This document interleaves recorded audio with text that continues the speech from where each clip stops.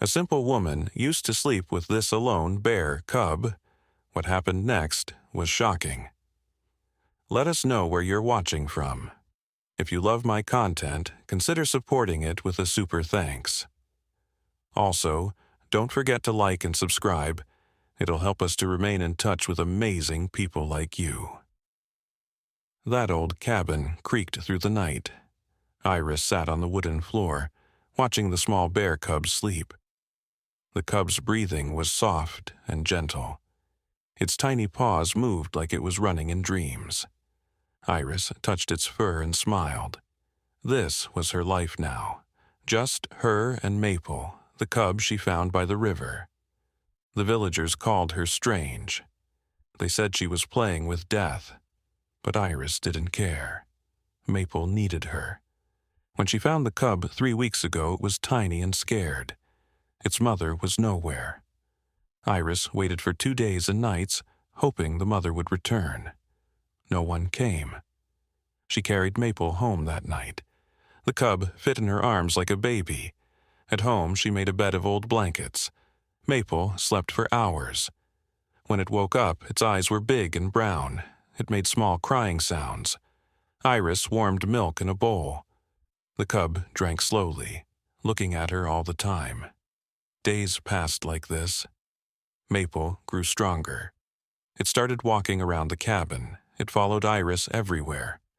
When she cooked, Maple sat by her feet. When she slept, Maple curled beside her bed. Their days became routine, simple, peaceful, but the villagers spoke in whispers. Old Mrs. Walsh saw Iris buying extra milk. She told everyone in town. Soon, people started gathering near the bakery. They talked about danger. They talked about wild animals.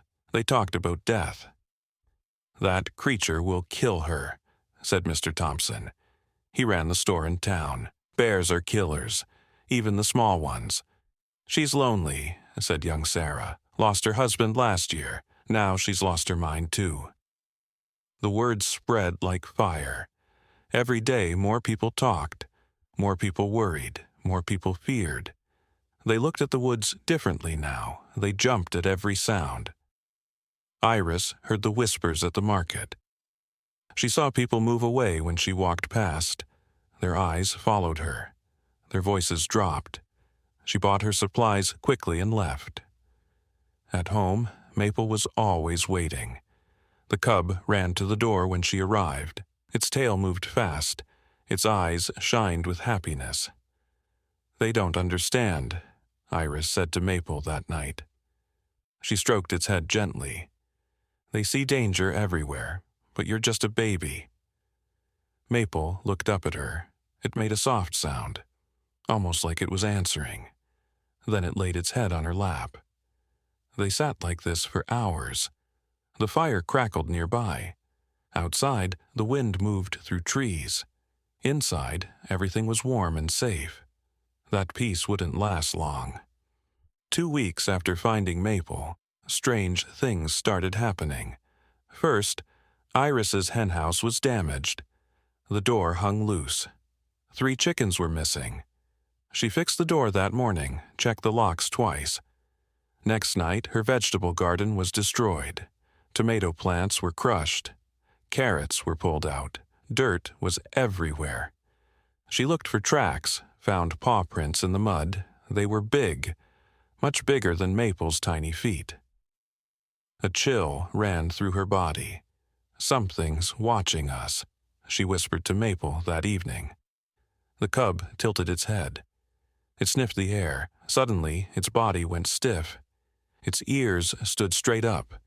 It let out a low growl. The sound sent shivers down Iris's spine. She had never heard Maple growl before. "What is it?" she asked. Her voice shook. Maple moved to the window. It pressed its nose against the glass. Its breath made circles of fog. Outside, darkness covered everything.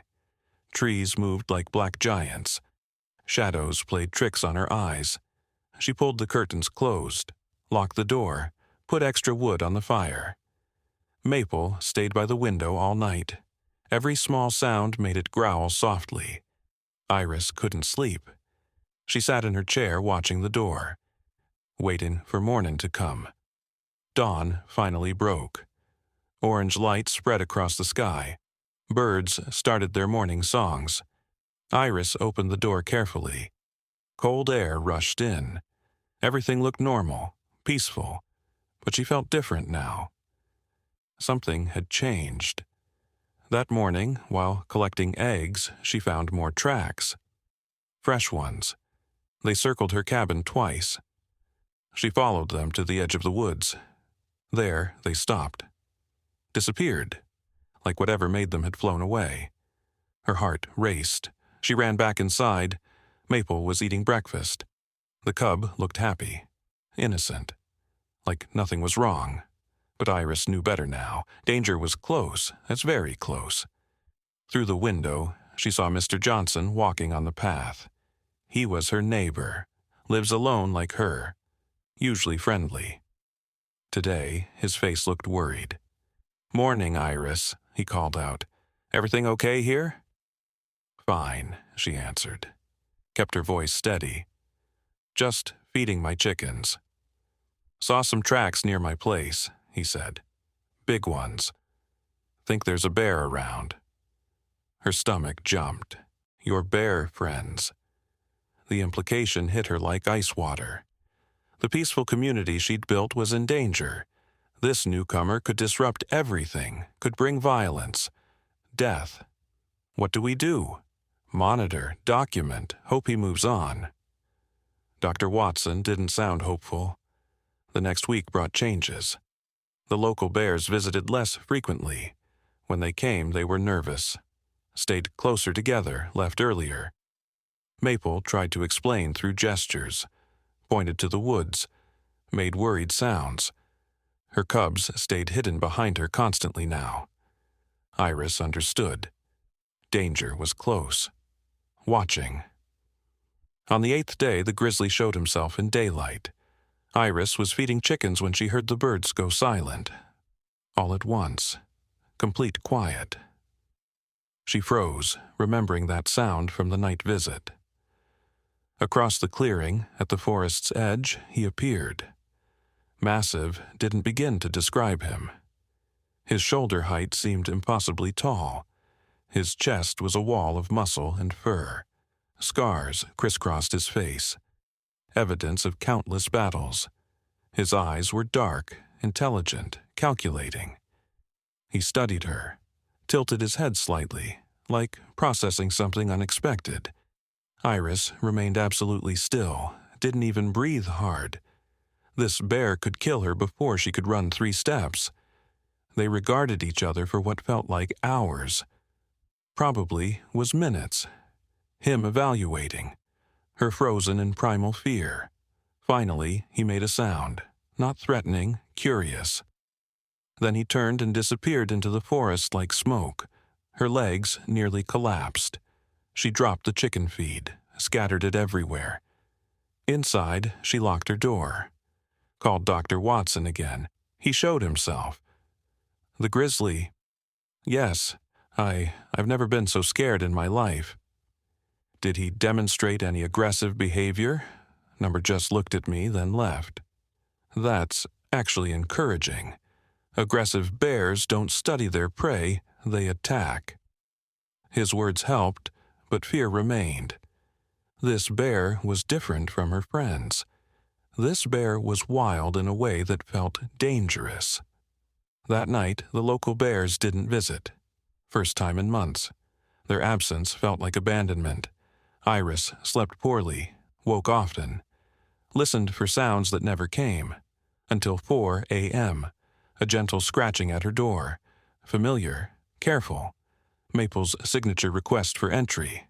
Iris opened the door cautiously.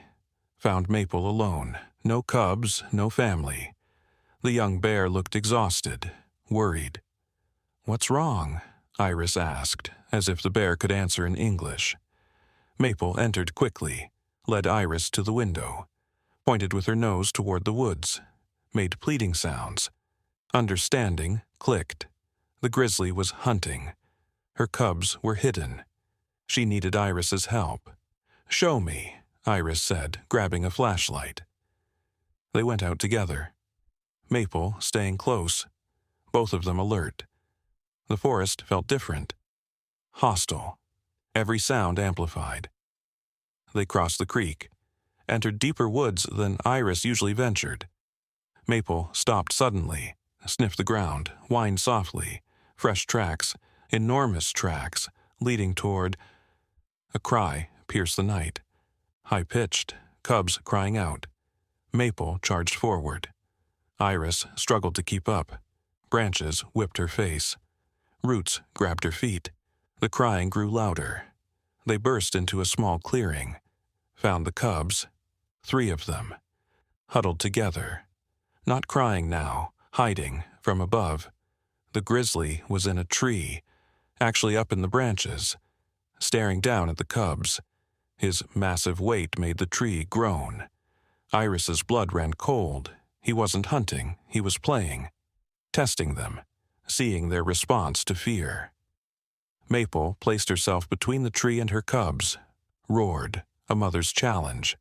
The grizzly looked down, first at Maple, then at Iris. His eyes glowed in the flashlight beam. Slowly, deliberately, he descended. Each paw placement calculated. No hurry, no anger, just examination. He touched ground, stood to full height, easily 10 feet tall. Iris couldn't move, couldn't think. The flashlight shook in her hand. The grizzly looked at the cubs again, made a soft sound, almost gentle. Then he shifted his gaze to Maple, to Iris. He took 1 step forward. Maple tensed, ready to fight despite the size difference. What happened next changed everything. The grizzly lowered his massive head, touched his nose to the ground. Not submission exactly, but acknowledgement, respect. He was recognizing Maple's protective stance. Iris's presence with cubs not her own, the family bond they'd formed. He raised his head again, sniffed the air, studying their scents together, processing this unusual alliance. Then he did something remarkable. Stepped back, sat down, like watching, not threatening, observing. Maple relaxed slightly but kept her guard. The cubs crept out slowly, approached their mother. The grizzly watched all of this, his head tilted at different angles, learning. Iris realized what was happening. He was studying bear-human interaction, something new to him, something fascinating. They stayed like this for 20 minutes, in strange truce. Eventually, the grizzly stood, turned, walked into the forest silently despite his size. Maple and her cubs returned home with Iris. Safe. But something had changed. The next morning, Dr. Watson arrived with exciting news. We've been tracking his movements. The grizzly has established territory around your cabin, not overlapping, around... What does that mean? He's not threatening the local bears, he's protecting them. And you, that's impossible. The evidence suggests otherwise. He's marked boundaries that keep other predators away, creates a buffer zone. Iris struggled to process this. Why would he do that? We think he's recognized something unique here. Bears and humans coexisting. He wants to understand it, maybe be part of it. By terrifying everyone? His methods are traditional bear, but his intentions seem benevolent. That evening brought confirmation. Maple returned with her family. But this time, they weren't alone. The grizzly appeared at the forest's edge, kept his distance, watched as the bears played with Iris, observed as she fed them, noted how they trusted her. He made no aggressive moves, simply witnessed. Days passed this way. The grizzly, Iris began thinking of him as grandfather, given his apparent age and authority, maintained his watchful presence. Local bears adjusted, accepted his territory marking, recognized his role as guardian rather than threat. The town reaction was mixed. Fear spiked when news spread about a grizzly, but reports of his protective behavior intrigued others. Dr. Watson's team expanded their research. They discovered Grandfather was likely very old, possibly one of the last truly wild grizzlies in the region, a bear that remembered when this whole area was wilderness. He's seen humans destroy habitats, Dr. Watson explained. Watching you protect bears probably confused him initially. Now he's adapted, accepted this new dynamic. The breakthrough came on October 3rd. Iris was outside splitting wood. Maple's cubs played nearby, their mothers supervised. Grandfather watched from his usual spot at the forest edge. Suddenly, the cubs stopped playing. Listened. Mama bears stood alert. Grandfather's behavior changed dramatically. He rose, moved forward, placed himself between the cabin and whatever was coming. Maybe, she said carefully. Bears come down from the mountains sometimes. This one's different, he continued. Circles houses, looks for something specific. His words hit her like ice water. Could he know about Maple? Number she kept the cub hidden, never let it outside, but what if someone saw? What if the mother was looking? I'll be careful, she said, smiled to look normal. Mr. Johnson nodded, walked away. His steps were slow, like he wanted to say more. Iris watched until he disappeared down the path. Back inside, she looked at Maple differently. The cub played with a stick, rolling it around, chasing it, acting like any puppy would. But it wasn't a puppy, it was wild, dangerous. At least that's what everyone said. What have I done? She whispered to herself. Maple looked up, dropped the stick, came to her feet. The cub stood on back legs, put front paws on her lap. Its face was close to hers. Those big brown eyes seemed to say, "Don't worry. We're family now." Iris picked it up, held it close. The cub nuzzled her neck, made happy sounds. This felt right, this felt safe. But outside, the world was changing. People were afraid, animals were watching. Time was running out. That afternoon, 3 men from town arrived at her door. She recognized them. They worked together at the mill. Hard men, strong men, men who believed in action. "Iris," said the leader. His name was Tom. "We need to talk." She opened the door halfway. Maple was upstairs napping. "What about?" "About what you're keeping in there," Tom said. His voice was firm. "People are talking. They're scared." "I don't know what you mean," she lied. "The bear cub," said the second man. "We know about it." Her heart stopped. How did they know? Who told them? "It's dangerous," Tom continued. "For you, for everyone. We came to help." "Help how?" she asked. Her voice shook.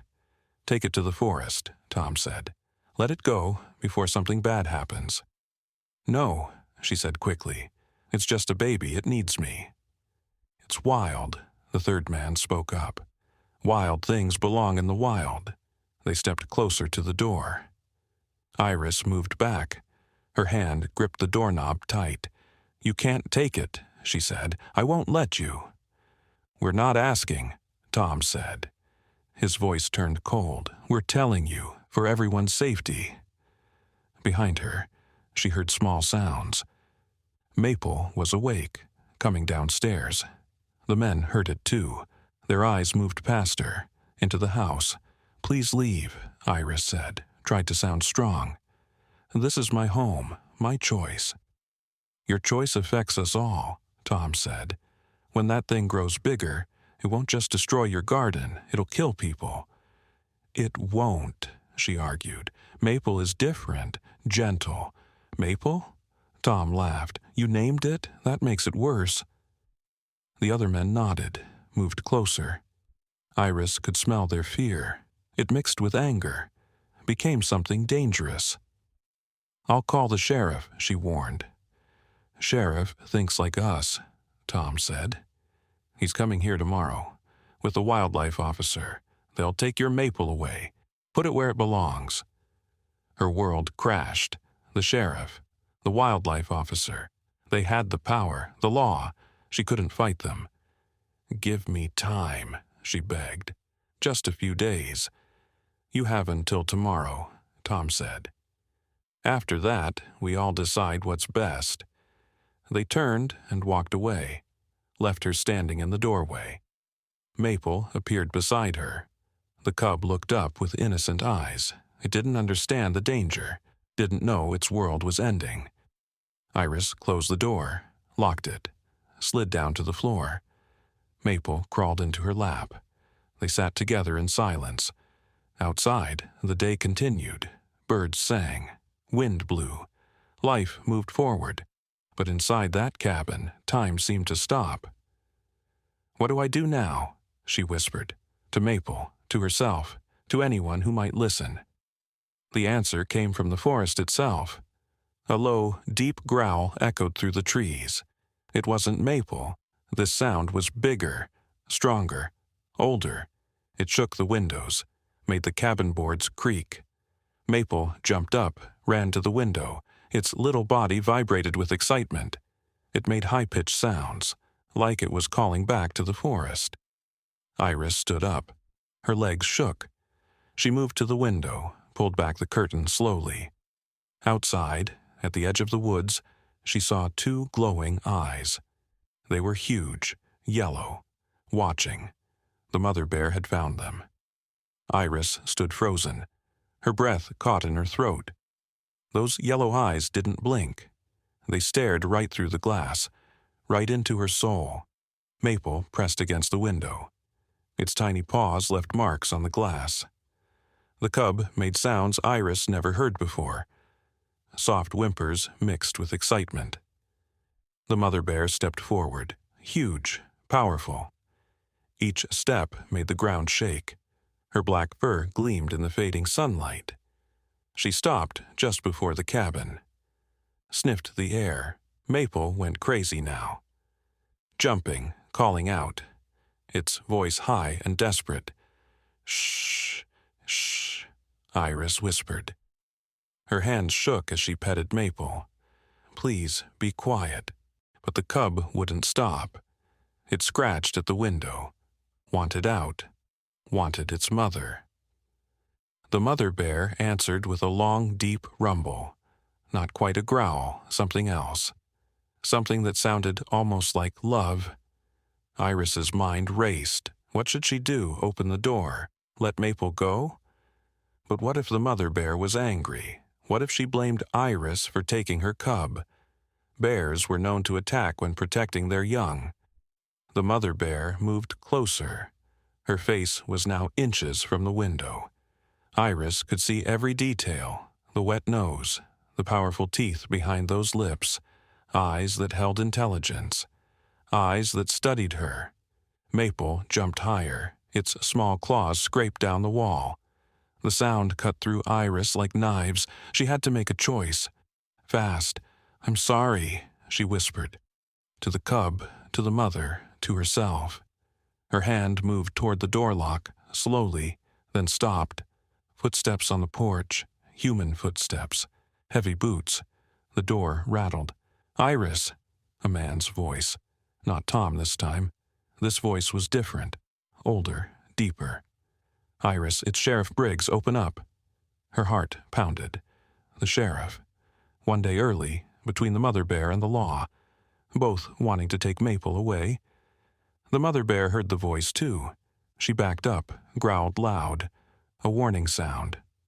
The sheriff knocked again, harder. "Iris, we know you're in there. Open the door now." "The bear," she called out. "There's a bear outside." "I see it," the sheriff said. "That's why we're here. Dr. Watson from Wildlife Control is with me. We need to handle this carefully." Maple still jumped at the window. Its cries grew louder, more urgent. The mother bear responded. Moved in a circle now. Agitated. Looking for her cub. "Please," Iris said through the door. "Just give me a minute." "No time," Sheriff Briggs answered. "That bear is dangerous. We need to secure the area." A new sound joined the chaos. A vehicle, more than one. Tires on gravel, slamming doors, more voices. The rescue team had arrived. Iris sank to her knees. Maple came to her. The cub stopped jumping, seemed to sense her sadness. It nuzzled her face, left wet nose prints on her cheeks. "I'm sorry, baby," she whispered. Tears filled her eyes. "I wanted to save you, I really did." The door shook again. "Iris, we're coming in. Step away from the door." Wood cracked. They were breaking it down. No more choices, no more time. Iris hugged Maple tight one last time.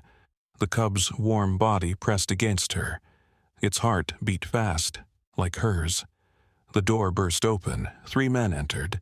The sheriff, Dr. Watson, and a third man with a tranquilizer gun. They stopped when they saw her, saw the cub, saw the tears on her face. "Easy now," the sheriff said, his voice softer. "Just let us help." "The mother," Iris said. "She's right outside." Dr. Watson moved to the window, looked out carefully. "I see her. She's agitated but not aggressive. Not yet." "What happens now?" Iris asked. Her voice broke. "We reunite them," Dr. Watson said, "in a controlled way, then relocate both bears far away, where they belong."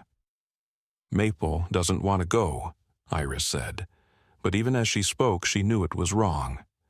Maple did want to go, to its real mother, to its real life. "This cub needs its mother," Dr. Watson continued. "We've seen cubs die without natural care. You saved its life. Now let us give it back." The third man raised his gun, not pointed at anyone, just ready. "We'll sedate the mother if needed, make it safe." "No," Iris said quickly. "Don't hurt her." "Only if necessary," the sheriff promised, "for everyone's safety." Maple wiggled in her arms, wanted down, wanted to see its mother. Iris lowered the cub slowly. It ran straight to the door, tried to push outside. Dr. Watson knelt down. Smart little one. Knows its mother is there.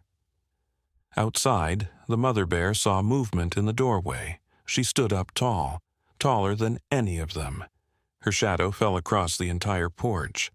She made a gentle sound, called to her cub. "How do we do this?" Iris asked. Wiped her eyes. "You stay inside," the sheriff said. "We'll open the door slowly. Let the cub go out first." "What if she attacks?" Iris worried. "Then we're ready," the third man said. Finger near the trigger. "But usually mothers just take their cubs and leave." "Usually," Iris repeated. The word offered little comfort. Dr. Watson moved to the door, put his hand on the knob. "Ready?" Everyone nodded. Iris's whole body shook. This wasn't how it was supposed to end, but deep inside she knew it was right, knew it from the start. The door opened slowly, a crack at first. Maple squeezed through immediately, ran to its mother. The big bear dropped to all fours, sniffed her cub, touched it with her nose. Gentle, loving. Maple made happy sounds now. Circled its mother, jumped at her legs. The mother bear responded, licked the cub's face. A mother's love, pure and simple. Iris watched from the doorway, pain and joy mixed together. She saved this cub. Now she was letting it go. It felt like dying and living at the same time. The mother bear looked up, straight at Iris, those yellow eyes again. But different now, grateful, understanding, hard to tell. Then she turned, started walking toward the forest. Maple followed close behind. "Wait," Iris called out. Everyone turned, even the bears stopped. Can I say goodbye?" Dr. Watson shook his head. Better not to interfere more. But the mother bear did something unexpected. She turned back to the cabin, took 3 steps forward, close enough for Iris to see every detail again, the scars, the wisdom in those eyes, years of forest life. Maple ran back too, stood beside its mother. Both bears looked at Iris. A strange moment of connection. Human. Animal. Two mothers understanding each other. "Thank you," Iris whispered, to the mother bear, for trusting her with the cub, for coming back, for this moment. The mother bear made a soft sound, almost like acknowledgement. Then she turned again. This time for good. Maple followed without hesitation. Together, they disappeared into the trees. Silence fell over the cabin. Iris stood in the doorway long after the bears were gone. The men waited patiently. Let her grieve. Let her accept. "You did good," Sheriff Briggs finally said. "Not many people would have done what you did." "I just wanted to help," Iris said, her voice empty. "And you did," Dr. Watson added. "That cub is alive because of you." The third man put his gun away. "Coffee?" he asked, trying to help her feel normal again. "Yes," Iris nodded. "Please come in." They entered the cabin. Iris made coffee with shaking hands. The men sat at her small table. Talked about normal things, weather, the town, anything but bears. But Iris only half listened. Her mind stayed with Maple and the mother bear. Wondered where they were now, if they would remember her, if she would ever see them again. Hours passed. The men left eventually. Promised to check on her tomorrow, make sure she was okay. The cabin felt empty now, too quiet. No soft snoring, no tiny paws on wooden floors. Night came. Iris lit a fire, sat in her chair, stared at the empty blanket where Maple used to sleep. Outside, the forest made its usual sounds. Owls hooting, wind in the trees. But for Iris, everything sounded different now. A scratching sound at the door. Her heart jumped. Could it be? She rushed to open it. But nothing was there. Just the night air, just her imagination playing tricks. She closed the door, returned to her chair. That's when she noticed it. On the windowsill, something small, round, smooth. She picked it up carefully. A stone, river stone, perfectly shaped. How did it get there? She was sure it wasn't there before. She moved to the window, opened it. Cool air rushed in. As she looked out into the darkness, she saw them. Two shapes at the edge of the woods, one big, one small. The mother bear stood guard while Maple played in the moonlight. They hadn't gone far after all. Iris's breath caught. Were they watching her? Had Maple brought this stone somehow? Bears were known to be smart, to remember things, to show gratitude in their own ways. She held the stone tight. It was warm somehow, like it held life energy. Or maybe that was just her imagination again. But as she watched the bears in the distance, she knew. Some connections run deeper than human understanding. The mother bear raised her head, looked directly at the window, at Iris. For a long moment they held each other's gaze. Then the big bear turned and led her cub deeper into the woods. This time they disappeared completely. Iris stayed at the window until dawn, held the stone, held the memory. The cabin would never feel the same. But her heart somehow felt fuller than before. 3 days later, reports came from other parts of the forest. Hikers saw a mother bear teaching her cub to fish, to find berries, to climb trees. Normal bear behavior, wild bear behavior. The cub was learning fast. The town gossip changed too.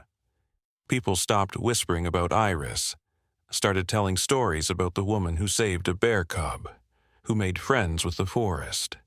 Some even called her brave. Maybe a little crazy, but brave. Iris didn't mind the stories. She kept the stone on her mantle, looked at it often, remembered those days with Maple. Sometimes, late at night, she thought she heard soft growls in the distance, friendly growls, like someone saying hello, or maybe that was just her imagination too. In these mountains, reality and dreams often mixed together, especially for a woman who once slept with a bear cub and lived to tell the tale. But this tale was far from over. On the 7th night after Maple left, something new happened. Iris was reading by the fire when she heard scratching again. Different this time, more urgent. She opened the door carefully. Nothing there, but the scratching continued, coming from below. She looked down, saw something buried near her doorstep, fresh dirt, like something was hidden there. Iris got a lantern, a shovel, started digging.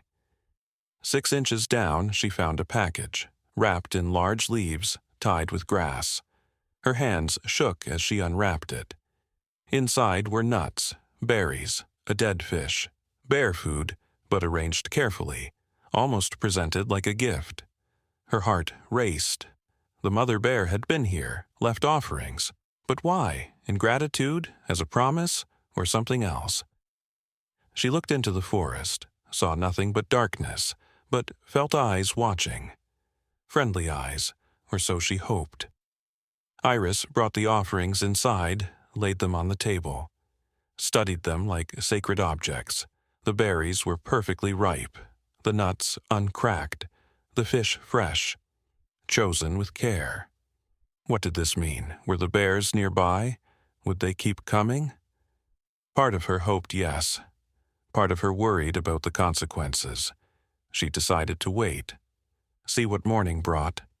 Morning brought visitors again, but this time they weren't from the town. Dr. Watson arrived with papers, forms, official documents. "Iris," he said, "I have a proposal for you." What kind of proposal? She felt nervous. "We've been studying the mother bear. Her behavior is unusual. She's showing signs of attachment to this area, to you." "She brought gifts," Iris admitted. "Last night." Dr. Watson's eyes lit up. "Exactly. This is rare, very rare. We'd like to study this relationship, document it." "I don't want to be part of any experiment," Iris said quickly. "Not an experiment," he assured her, "just observation. We think you could help us understand bear-human interactions better, maybe even change how we approach wildlife management." "How?" "Let us put cameras around your property, track the bear's movements, see if this gift-giving continues." Iris thought about it. The idea felt strange, her private life becoming a science project. But if it could help bears and humans understand each other better? "What if they stop coming once cameras show up?" she asked. "We use special ones, silent, nearly invisible. Wildlife uses them all the time." "And if the town objects?" "We have permits, full approval." Actually, he hesitated. Some townspeople suggested this. They're fascinated by what happened here. This surprised her. Those same people who wanted Maple gone now wanted to watch and learn. "I'll think about it," she said. "Take your time, Doctor," Watson said. "But if we're going to do this, we should start soon. Capture the full story." After he left, Iris sat outside on her porch, watched the forest. Her simple life had become complicated. First a cub, then the mother. Now science and cameras and town attention. She picked up the river stone, rubbed its smooth surface, made her decision. That afternoon, she called Doctor. Watson agreed to the study, with conditions. No one visits her cabin without permission. The bears come first.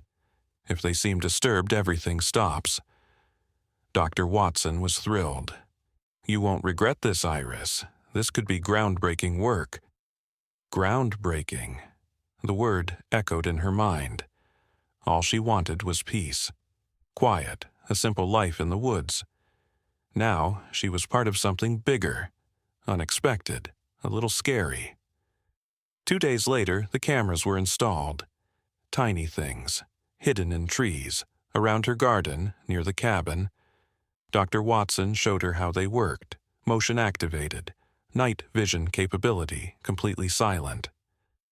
"Now we wait," he said. "See what happens." That night, Iris tried to act normal. Read, did dishes, tended the fire. But she kept thinking about those cameras, watching, recording, making permanent what should be private moments. Around midnight, she heard it again, soft scratching. This time at the back door.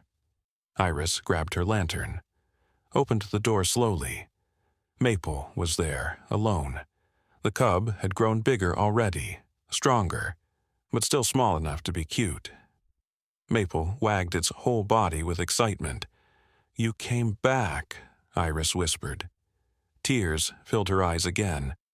Maple pushed against her legs, like old times. Iris looked around. "Where's your mother?" As if answering, a huffing sound came from the woods. The mother bear stood just beyond the trees, watching, guarding, but letting Maple visit alone. This was new. A test, maybe, or trust building? Iris didn't know, but her heart swelled with happiness. She sat on the porch. Maple climbed into her lap immediately, bigger now, heavier, but still wanting cuddles. The mother bear stayed in the shadows, observing everything. They sat like this for almost an hour, a strange family reunion. Human, cub, and watchful mother. All three comfortable in each other's presence. When Maple finally jumped down and returned to its mother, both bears looked at Iris one more time, then disappeared into the darkness. The next morning, Dr. Watson arrived early, excited, out of breath. "You won't believe the footage we got," he said. "It's incredible." He showed her on his laptop. Video of the whole visit. Maple climbing in her lap. The mother bear watching. The peaceful moment between species. "This is unprecedented," Dr. Watson explained. "Mother bears almost never allow their cubs near humans after reuniting." "Why is she doing it then?" Iris asked. "We think she trusts you, recognizes you saved her cub. Bears have long memories, strong emotional intelligence." "What happens now?" "We keep documenting, but Iris, this could change everything. Help reduce human-bear conflicts. Show that coexistence is possible." His excitement was infectious. For the first time, Iris felt proud of her role in this story. Not just a woman who took in a cub, but someone helping bridge two worlds. That pride faded later when Tom and his friends showed up. "We heard about the cameras," Tom said. No friendliness in his voice now. "About the study?" "Yes," Iris said. Stood straighter. "What about it?" "We don't want bears getting comfortable around town," Tom continued. "First, it's visits, then it's raiding garbage, then attacks." "These bears aren't aggressive," Iris defended. "Yet," Tom said. "You're teaching them humans are safe. That's dangerous." "I'm teaching them humans can be kind," she corrected. "There's a difference." "The town council is meeting tomorrow," Tom warned. "They'll vote on this. Might shut down the whole study." "They can't," Iris protested. "Dr. Watson has permits." "Permits can be challenged," Tom said, "especially when public safety is involved." They left with that threat hanging in the air. Iris felt her new confidence crumbling. The town was divided. Some supported her. Others feared her friendship with bears. That night, the bears visited again. This time, both came closer. The mother bear actually approached the porch. Not threatening, just curious. Maple played in the grass nearby. Iris offered them food. Slowly, carefully. Berries from her garden. Fish she bought at the market. Both bears ate politely. No grabbing, no aggression. "See," she whispered to the cameras. "They're not monsters, just mothers, families like us." The next day brought the town meeting. Iris attended, nervous, expected hostility, found mixed reactions instead. Mayor Fitzgerald opened the floor. "We're here to discuss the Bears Study program, its impact on our community, safety concerns." Half the room erupted with complaints. The other half defended the program. Voices overlapped. Arguments heated up. Dr. Watson presented his findings, showed the videos, explained the scientific value, emphasized safety protocols. "These bears have had ample opportunity to be aggressive," he stated. "They've chosen peaceful interaction instead." "What if that changes?" someone shouted from the back. "All wildlife can be unpredictable," Dr. Watson admitted. "But our data shows these particular bears are behaving remarkably. This is a rare opportunity to learn." The debate lasted hours. Iris was asked to speak. She stood shakily, faced her neighbors, some supportive, some scared, all watching. "I didn't choose this," she began. "Found an orphaned cub. Did what felt right. These bears trust me now. That's a gift. And a responsibility?" "What if someone gets hurt?" Tom challenged. "What if someone learns?" she countered. "Learns that fear doesn't solve everything. That understanding might—" Silence filled the room. Then murmuring, some heads nodding.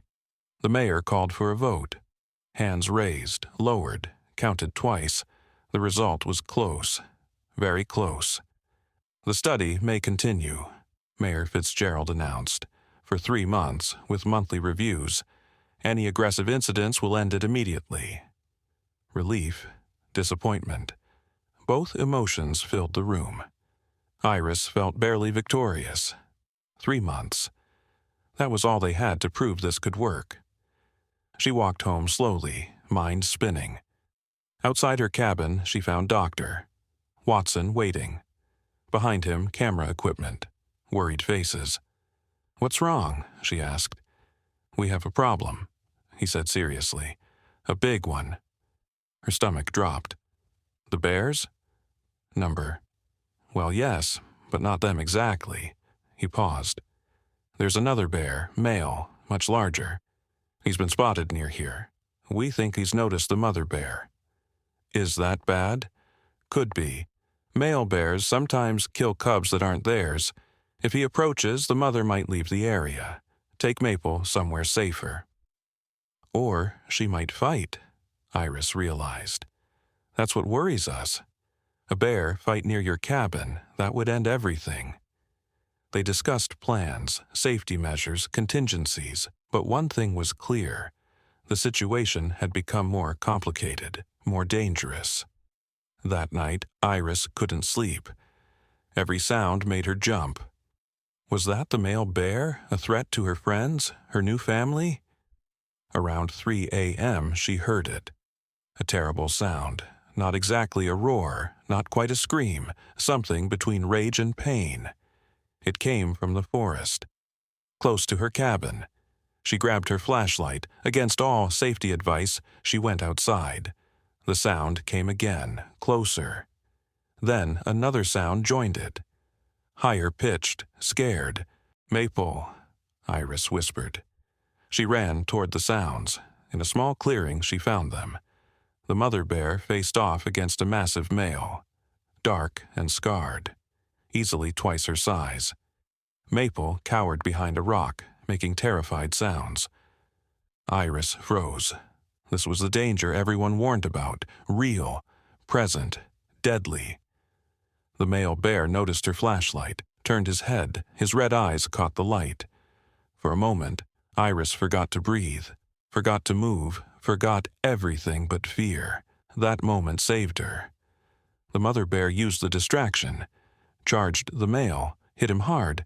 A real bear fight, powerful, violent, fur flying, teeth flashing. Iris backed away slowly, found a tree, climbed it clumsily. From her perch, she had a better view, but wished she didn't. The male bear was huge, but the mother fought with desperate strength. Protecting her cub, protecting her territory, maybe even protecting the human who helped her. Maple watched from its hiding spot, sometimes making sounds, cheering its mother on or pleading for it to stop. Hard to tell. The fight seemed to last hours. Probably it was minutes. Finally, the mother bear managed to corner the male near a steep drop.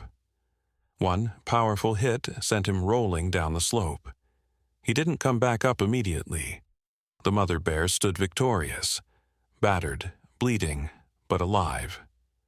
She turned to check on Maple. The cub rushed to her side. They nuzzled each other. Then both looked up at the tree, at Iris. In the moonlight, Iris saw the mother bear's wounds, deep scratches, possibly worse. Without thinking, she climbed down. The danger might not be over. The male bear could return, but her friends needed help. "I'm sorry," she called softly. "I'm sorry you had to fight." The mother bear watched her approach, didn't retreat, didn't attack, just watched with those intelligent eyes. Iris remembered her first aid kit, rushed back to the cabin, grabbed supplies, returned to find both bears still waiting.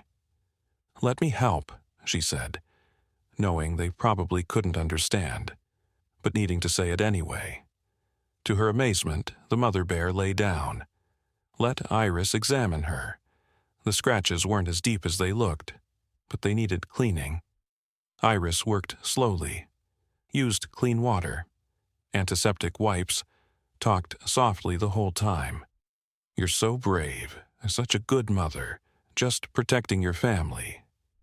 Maple watched everything, sometimes touching its mother with a tiny paw, like offering comfort. It took an hour to tend to all the wounds.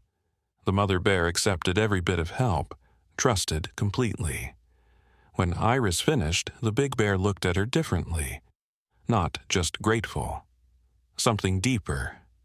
Recognition as a fellow protector, a partner in keeping Maple safe.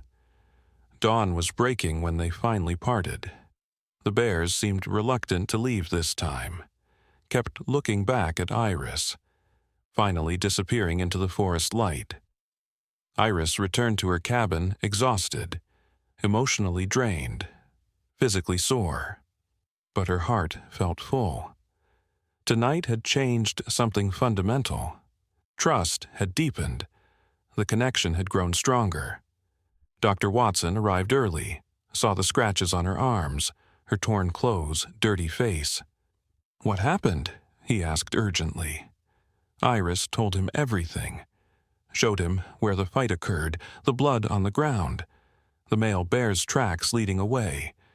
"You witnessed a territorial fight," he said in awe, "and treated wild bear wounds. Do you understand how remarkable that is?" "I understand I helped my friends," she said simply. "Friends," he repeated softly.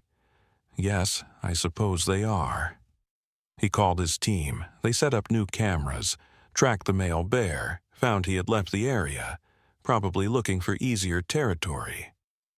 The footage from last night was extraordinary. The fight, the healing, the farewell.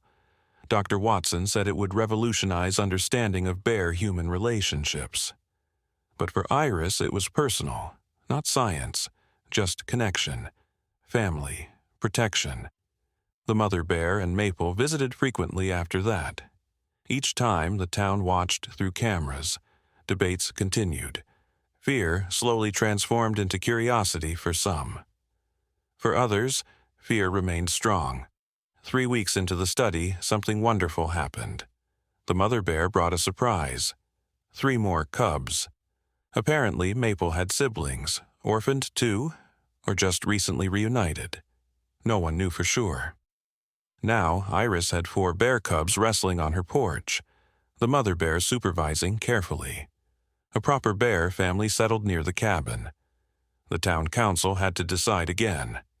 Multiple bears, higher stakes, more opinions. This time, the vote wasn't even close. The study would continue, with conditions, with monitoring, but it would continue. As summer progressed, the bears became part of Iris's daily life. They had their wild life deep in the forest, but also regular visits, checking on their human friend, accepting treats, showing trust. Tourists started coming. Word spread about the cabin where bears and humans were friends. Dr. Watson managed it carefully. No crowds, no disruption, just observation from distance. Money began coming in from universities, documentary makers, book publishers. Everyone wanted this story, the woman who made friends with bears. Iris used the money to buy more land, create a buffer zone, protect the bears' territory, give them space while allowing research to continue. By autumn, Maple and the siblings were nearly grown, still young, still playful, but bigger, stronger, more independent. They hunted with their mother, learned bear skills, but still visited regularly. One crisp October morning, as Iris collected firewood, she heard familiar sounds approaching. Multiple bears now. Not just the family. Other bears too. The mother bear appeared first. Behind her, several adults. Suspicious faces, wary postures.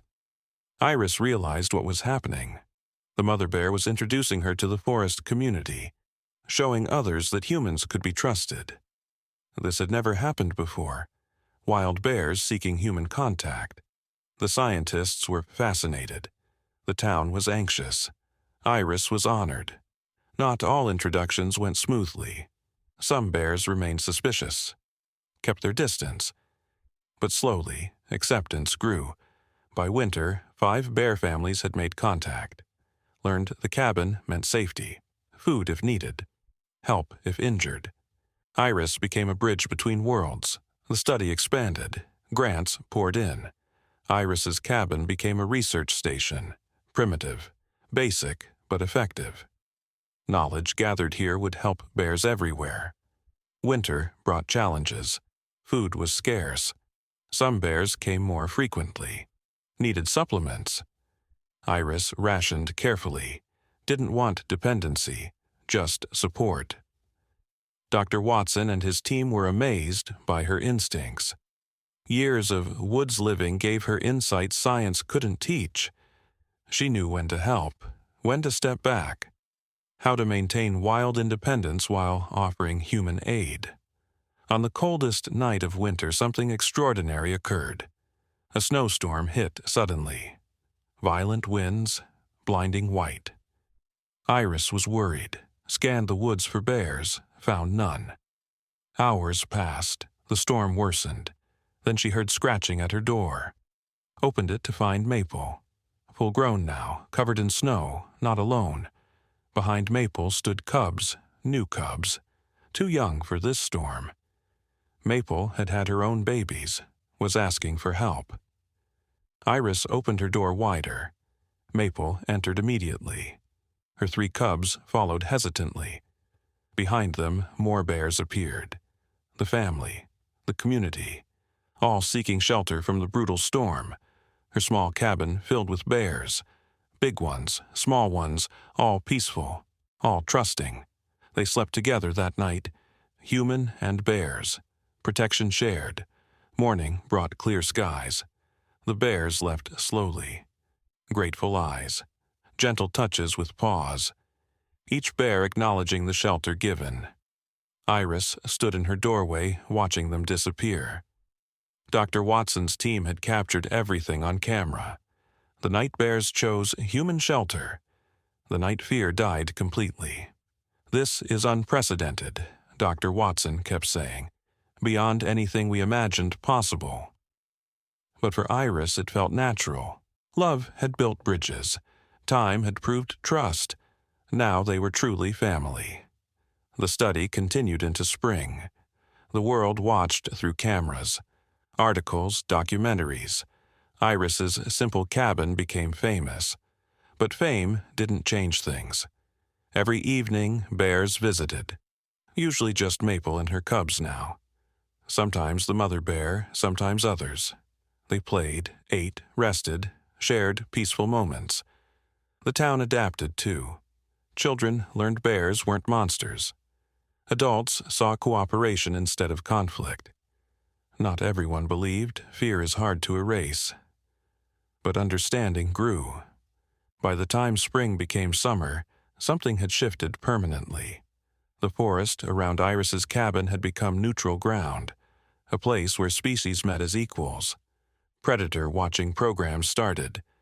Instead of hunting bears, photographers came. Scientists studied peaceful interactions. The economic impact helped change minds. Iris lived simply still, gathered her wood, tended her garden, made her soups.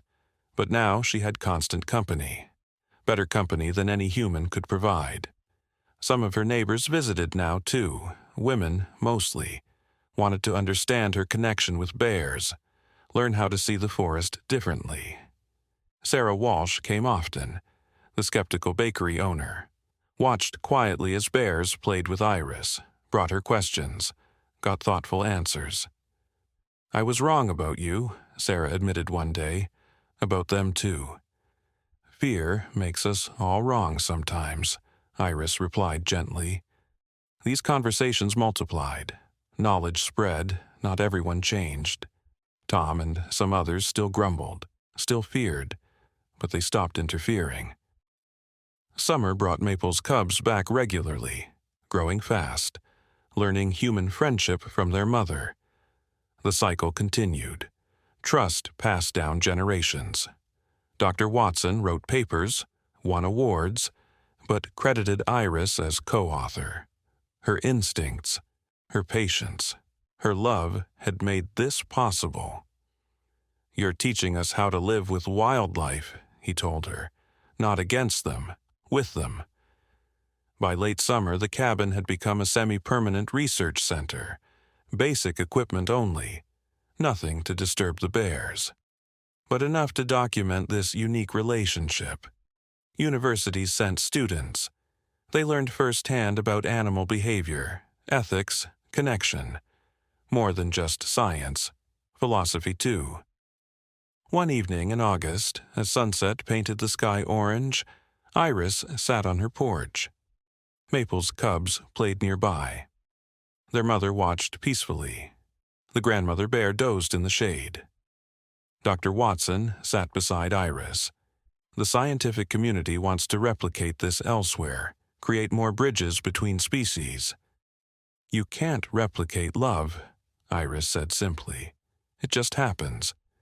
Still, we have to try. What you've done here could save bears, maybe other animals too." Iris thought about this. Her one act of kindness a year ago, how it spread, changed hearts, changed possibilities. "The town council voted yesterday," Dr. Watson continued, "unanimously this time, to make this area a protected zone. No hunting, no development, just coexistence." Tears filled Iris's eyes. Unanimously. Even Tom voted yes. His grandchild draws pictures of Maple now, calls her the friendly bear. Change, real change, from one small act of compassion. As darkness fell, the bears prepared to leave. Maple's cubs nuzzled Iris goodbye. Their mother touched her hand with a gentle paw. The grandmother stood tall, nodded once with dignity. They disappeared into the forest like shadows. But Iris knew they'd return tomorrow, and the day after, and for years to come. The simple cabin in the woods had become a beacon, proof that understanding could overcome fear, that love could bridge any divide. As she settled into bed that night, Iris touched the river stone on her nightstand, her first gift from the bears. Now one of many tokens received daily. Outside, the forest hummed with nightlife. Inside, her heart hummed with peace. A woman who had slept with a bear cub and awakened a community's compassion. But this was just the beginning of something even more extraordinary. The first sign came on a foggy September morning.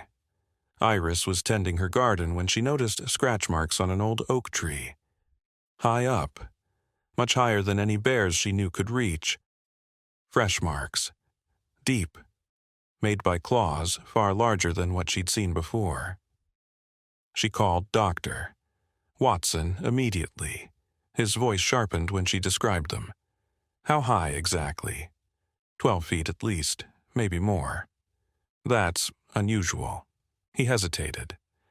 We'll send a team to measure. Is something wrong? Just want to be thorough. His careful tone worried her. That evening, as usual, Maple came with her cubs. The mother bear followed. They ate dinner scraps Iris provided, but something felt different. The adult bears kept glancing toward the woods, ears perked, alert. What do you sense? Iris asked softly. The mother bear made a low rumble, not threatening, worried. Night fell heavier than usual. Thick clouds blocked moonlight. Darkness pressed against the windows. Iris tried to read but found herself listening instead. For what, she wasn't sure. At 2 a.m. it came, a sound that froze her blood, not a roar, not a growl, something between, a vibration that shook the cabin's foundation, like Earth itself was warning. She rushed to the window, saw nothing but black. The sound came again, closer, her heart hammered, then silence, complete. No night birds, no crickets. Even the wind had stopped. A shadow moved past her window. Massive, blocking what little light remained. The cabin creaked as something huge brushed against it. Iris grabbed her phone. Called Dr. Watson, no answer. The shadow passed again, larger this time, definitely a bear, but bigger than should be possible. Her rational mind fought this. Bears could be big, yes, but not this big. This was mythology size. This was ancient forest legend size. Another sound, closer still. She recognized it now, sniffing. Something investigating her cabin, learning her scent. Suddenly, a long scraping sound, claws dragging across her roof. 1, 2, 3 deliberate scratches, like marking territory, like saying, I know you're here. Then silence returned. The normal night sounds gradually resumed. Whatever had visited was gone. For now. Morning brought Dr. Watson and a worried team. They measured the scratch marks, took plaster casts of paw prints they found. Their faces told Iris everything she needed to know. Grizzly, Dr. Watson said finally. The first confirmed grizzly in this region for over 50 years. How big? Based on measurements. Male, possibly 900 pounds, maybe more. Iris sat heavily in her chair. Where did it come from? That's what concerns us. Climate change is pushing ranges. Territories overlap. Competition increases. For what? Resources, territory, mates. He paused.